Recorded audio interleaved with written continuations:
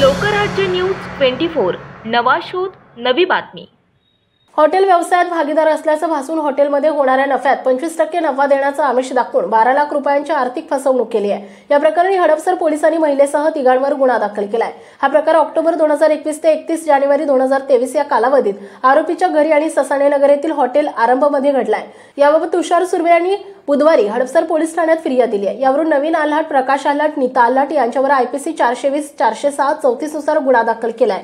पोलिसांनी दिलेल्या माहितीनुसार आरोपींनी संगनमत करून हॉटेल आरंभ या हॉटेलची जागा आणि हॉटेलचा परवाना नीता आल्हाट यांच्या नावावर असल्याची माहिती फिर्यादी यांच्यापासून लपवून ठेवली। फिर्यादी यांना हॉटेलमध्ये भागीदार असल्याचं भासून हॉटेल व्यवसायात मिळणाऱ्या एकूण नफ्यात 25% नफा देण्याचा आमिष दाखवलं। यासाठी आरोपींनी फिर्यादी यांना हॉटेल व्यवसायात 12 लाख रुपये गुंतवणूक करण्यास भाग पाडलं। आरोपींनी तुषार सुर्वे यांच्याकडून पैसे घेतल्यानंतर भागीदारीच्या खोट्या माहितीच्या आधारे MOU करार केला, तसेच त्यांच्या ओळखीच्या वकिलांकडून करारनामा नोटराइज करून घेतला। हॉटेल सुरू झाल्यानंतर आरोपींनी आमचे पाहुणे भागीदारीत हॉटेल चालू केले म्हणून नावे ठेवतील असे फिर्यादी यांना सांगून आमची भागीदारी संपुष्टात आणत असल्याचं सांगितलं।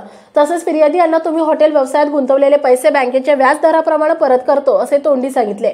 मात्र अद्यापर्यंत आरोपींनी फिर्यादी यांना पैसे परत न करता त्यांची आर्थिक फसवणूक केली आहे। पुढील तपास सहाय्यक पोलीस निरीक्षक अब्दागिरे करीत आहेत। महाराष्ट्रातील महत्त्वाच्या आणि ताज्या बातम्या पाहण्यासाठी आजच आमच्या लोकराज्य न्यूज 24 न्यूज चॅनलला YouTube वर सबस्क्राइब करा आणि बेल आयकॉन प्रेस करा।